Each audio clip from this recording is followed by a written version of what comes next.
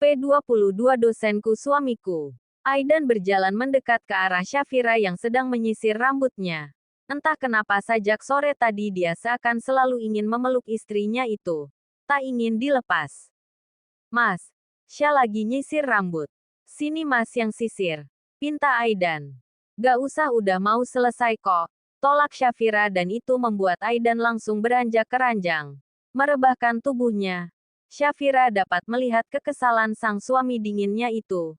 Setelah selesai dengan rutinitas sebelum tidur, Syafira pun menuju ranjang.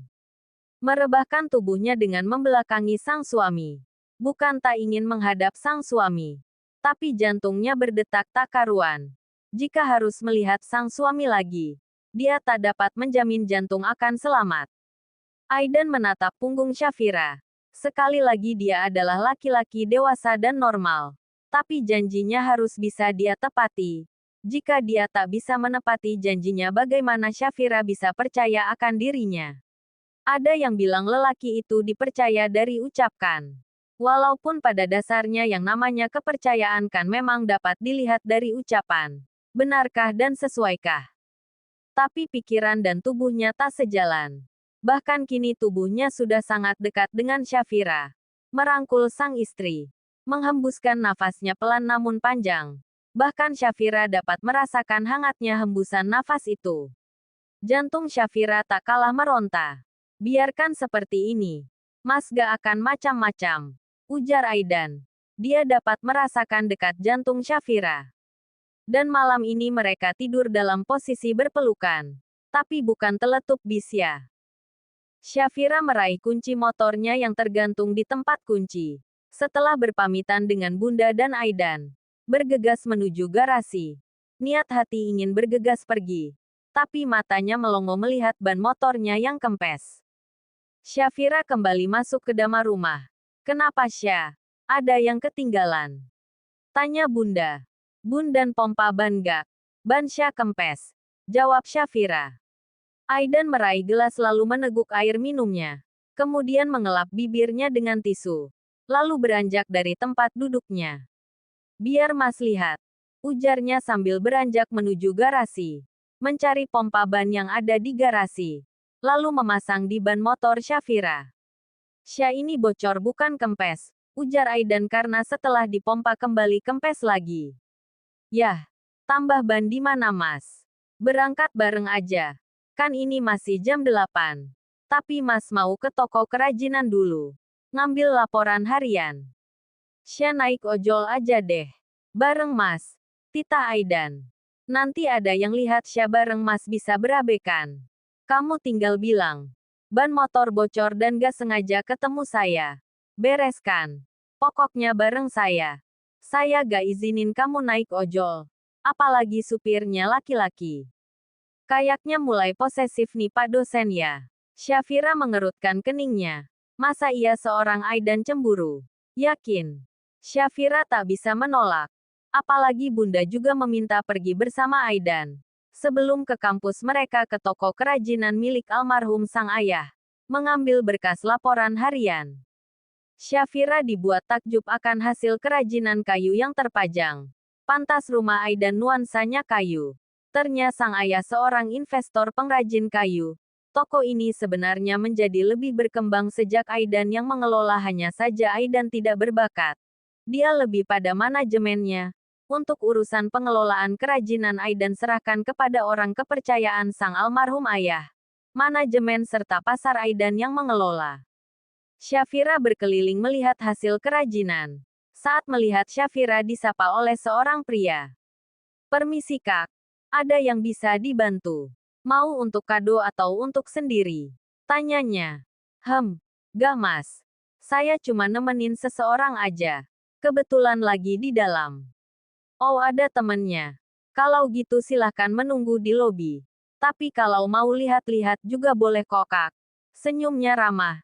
Syafira pun membalas senyuman itu dengan ramah juga. Tak sengaja Aidan melihat itu. Ada rasa panas di dadanya. Melihat sang istri tersenyum begitu manis di hadapan pria lain. Sya, udah. Yok, ujar Aidan saat sudah dekat dengan Syafira. Oh udah. Ayo. Balas Syafira. Mas Aidan. Kapan sampai mas? Sapa Banyu. Barusan. Balasnya. Oh. Jadi ini mas teman kakak cantik ini. Dia istri saya Nyu. Jawab Aidan. Istri. UPS. Maaf mas saya gak tahu. Ujarnya sambil menepuk mulutnya yang telah memuji istri dari bosnya ini. Gak apa-apa. Lagian baru sekali ke sini. Ya sudah Nyu. Kami mau ke kampus dulu. Monggo mas.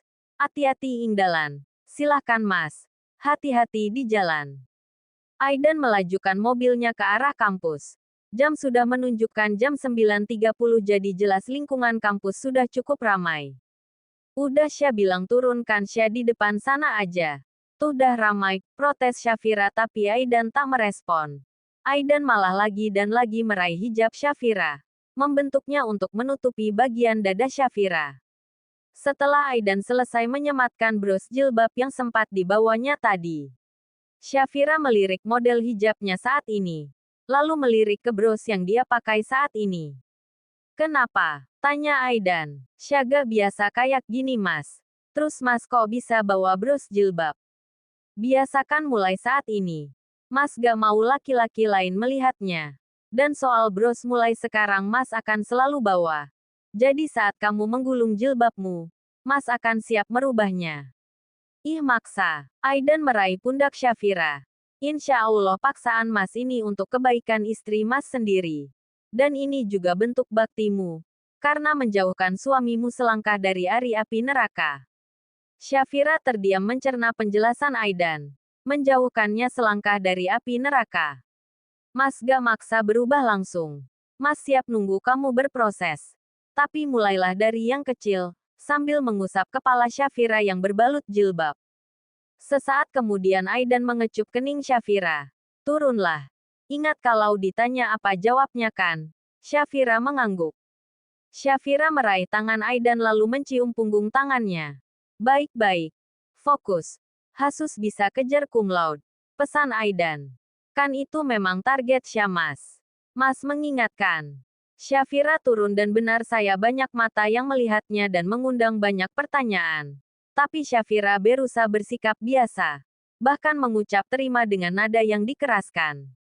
Terima kasih Pak atas tumpangan. Ujar Syafira dan siapapun yang ada di sekitar sudah pasti mendengarnya. Pagi Pak. Hai Syah. Sapa Adrian, kok bisa bareng sama Pak Aidan? Tanya Adrian. Ban motor Syah bocor kak. Gak sengaja ketemu Pak Aidan. Jawabnya sambil melirik Aidan sesaat. Syafira bisa melihat ketidaknyamanan sang suami atas sikap Adrian kepadanya. Kalau gitu nanti pulang bareng aja. Biar kakak antar. Cari mati. Batin Syafira sembari tersenyum kecut. Sedangkan Aidan berlalu pergi dengan wajar datarnya. Kak Syah duluan ya. Ada jam sama Pak Aidan. Bahaya kalau telat. Oke. Lanjut. Sukses ya. Syafira mengangguk sambil berlalu. Syafira tiba di kelas. Beberapa menit kemudian Aidan masuk. Sangmar perfeksionis selalu tepat waktu. Dan tidak ada yang berani ngaret karena akan siap dengan tugas yang menumpuk dan Syafira pernah mengalaminya. My lecturer my husband. Ledek Hanum namun berbisik dosenku suamiku. Syafira menginjak kaki Hanum. Gak usah cari perkara. Mu gak tahu apa. Syah lagi siap-siapin mental. Tadi Kak Adrian ngajak Syah pulang bareng di depan dia. Gidik Syafira. Syafira. Hanum mau lanjut materi atau mau lanjut gosip? Tegus Aidan dengan tegasnya. Matilah. Kok aku ke bawah ya? Bisik Hanum. Maaf Pak. Jawab Syafira. Bukan karena dia sang istri. Tapi Aidan memang paling gak suka jika ada yang sibuk sendiri saat dia menjelaskan materi. Ditambah tadi sang istri diajak pulang bareng oleh seorang pria di depannya. Membuat sedikit naik atensinya. Aidan kembali ke materi. Materi demi materi Aidan sampaikan. Tugas pun juga dia berikan. Syafira dan Hanum ikut saya ke ruangan. Ujar Aidan sambil berlalu. Hanum menepuk jidatnya. Dan Syafira hanya bisa mengangkat kedua pundaknya. Wah siap-siap numpuk tugas nih. Ledek salah satu temannya. Seneng ya kalian. Sewot Hanun. Lagian udah tahu dosen satu itu gak suka diduakan. Tenang, nanti Babang Nanang siap bantu. Pelelo. Balas Hanum. Syafira dan Hanum segera menyusul sang dosen. Tak akan ada yang curiga. Yang mereka tahu Syafira dan Hanum akan memiliki tugas tambahan. Syah. Gimana dong? Yakin deh alasannya manggil bukan karena obrolan kita tadi. Syafira meyakinkan Hanum. Sesampainya di depan pintu ruangan Aidan, mereka mengetuknya. Masuk, jawab Aidan dari dalam. Bapak manggil kami karena kesalahan kami tadi ya? Tanya Hanum. Pak jangan tugas lagi dong. Udah banyak loh tugas Bapak tadi. Mohon Hanum. Aidan tak merespon, dia malam memanggil Syafira. Syah, Mas tadi udah pesan makanan dari Green. Kalian makan di sini aja. Jangan ke kantin, ujarnya. Oh ya Hanum. Saya bisa minta tolong nanti antar Syafira. Dan kalau kalian mau jalan dulu gak apa-apa. Tapi jangan kesorean sampai rumah. Tambah Aidan tapi melihat ke arah Hanum. Tapi Hanum bingung untuk menjawab. Mas, minta tolong apa merintah? Tanya Syafira sambil membuka bungkusan makanan yang Aidan pesan untuknya. Ada 3 kotak plus minuman. Keduanya. Jawab Aidan santai dan Syafira hanya bisa menggeleng. Aman Pak. Syafira aman dengan saya. Balas Hanum berusaha memecah kecanggungannya plus juga agak iri dengan sikap sang dosen dengan sahabatnya itu. Tapi bahagia juga sih. Mereka pun makan bertiga di ruangan Aidan. Entah kebetulan atau kesengajaan. Hanya Aidan yang tahu. Seakan dirinya tidak mau sang istri makan satu meja dengan pria lain. Aidan bisa melihat bahwa Adrian menaruh hati kepada Syafira bahkan jauh sebelum dirinya jatuh hati pada istrinya itu. Bedanya Adrian menaruh harapan kepada Syafira yang belum tentu terbalas. Sedangkan Aidan menaruh hati pada kekasih yang sudah jelas halal untuknya. Mas nanti harus ke Green dulu. Ingat kalau mau jalan jangan sore-sore pulangnya. Iya. Syah ingat pesan Mas dosen. Goda Syafira dan itu membuat Hanum membulatkan matanya. Ternyata dosen dingin bisa bucin juga ya, batin Hanum. Mereka pun selesai dengan makan siangnya. Lalu bergegas ke masjid untuk sholat zuhur. Dan saat mereka baru kembali dari masjid tidak sengaja bertemu dengan Adrian CS. Tumben gak ke kantin Syah? Tanya Boy. Ada tugas tadi Pak Aidan. Gara-gara Hanum nih. Ye kok gara-gara aku sih? Pak Aidan aja yang berperfeksionis. Ngobrol didik aja kena hukuman. Balas Hanum. Karena bagaimana dia harus ikut menjaga kerahasiaan hubungan sang dosen dan sahabatnya itu. Jadi pulang bareng Syah? Tanya Adrian. Gak bisa Kak. Syah pulang bareng Hanum. Sekalian mau menyelesaikan tugas dari Pak Aidan. Bohong Syafira. Bukan niatnya membohongi Adrian. Lagian mana mungkin dia berani pulang dengan Adrian. Siap-siap kena gorok. Kami duluan ya Kak. Ada kelas lagi, ujar Hanum sambil menarik Syafira. Syah kita kemana? Kemana aja? Atau langsung antar ke rumah aja deh. Jalan dululah Yok. Sebentar. Lagian kan dapat izin. Ya udah Syah ngikut aja. Mereka kini sudah berada di salah satu kafe di pusat perbelanjaan. Kayaknya hubungan kalian udah banyak perubahan nih. Goda Hanum. Harus. Karena bagaimanapun ini bukan mainan kan. Awalnya ada rasa takut. Apalagi semua ini serba mendadak. Bahkan Syah pernah loh bahas soal perjanjian pranikah. Terus, tanya Hanum kepo dengan masih menyedot minumannya. Langsung ditolak. Serius. Syafira mengangguk. Dia bilang pernikahan itu bukan main-main. Itu tuh janji kita kepada Allah. Ibadah terpanjang. Dan sekalipun ini gak mudah, kita harus bisa belajar menerima semua ini. Biarkan semua berproses. Dan bahkan sebelum pernikahan itu berlangsung dia udah pernah bilang. Akan belajar mencintai Syah. Begitupun harapan dia. Syah bisa belajar mencintai dia. Itu namanya lelaki soleh Syah. Memang si Pak Aidan itu terkesan dingin.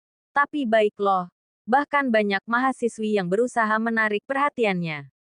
Tapi aku belum siap. Siap untuk unboxing. Syafira memukul kepala Hanum dengan daftar menu. Belum siap jika kampus tahu Syah istri sang dosen killer mereka. Siap gak siap Syah? Lagian hubungan kalian kan didukung Pak Wahid. Iya sih. Tapi kan mulut netizen gak peduli itu. Udah nikmati aja prosesnya. Klomu gak mau. Aku siap nampung. Hehehe. Satu pukulan lagi mendarat. Sakit Sya.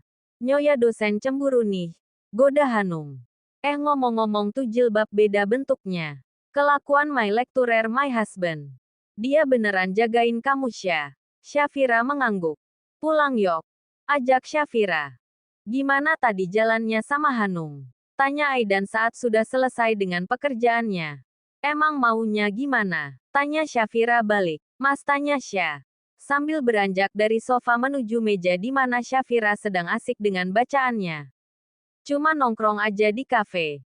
Dan cuma berdua kok. Saat kata berdua Syafira ucapakan penuh penekanan.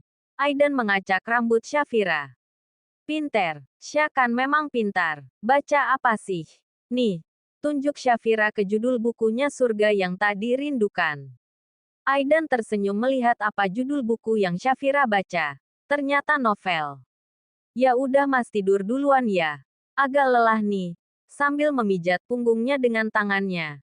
Jangan lupa waktu kalau lagi baca. Tambah Aidan lalu mencium puncak kepala Syafira lalu menuju ranjangnya. Wajah lelahnya membuat Syafira tak tega. Syafira menutup bukunya itu. Tak lupa memberikannya tanda. Lalu beranjak menuju tempat ranjang. Mas telungkup Gi. Loh bukannya lagi baca. Bisa dilanjut besok. Buruan telungkup. Ngapain? Mas mau tidur. Sesekali suami juga harus manut sama kata-kata istri. Aidan pun menurut. Menelungkup badannya dan tiba-tiba tangan Syafira mendatang di punggung Aidan. Syafira memijat-mijat punggung Aidan. Dan Aidan tersenyum dengan perlakuan sang istrinya itu. Matanya semakin berat sembari menikmati pijatan Syafira. Dan setelah Aidan terlelap, Syafira pun ikut membaringkan tubuhnya tepat berada di samping suami dinginnya itu.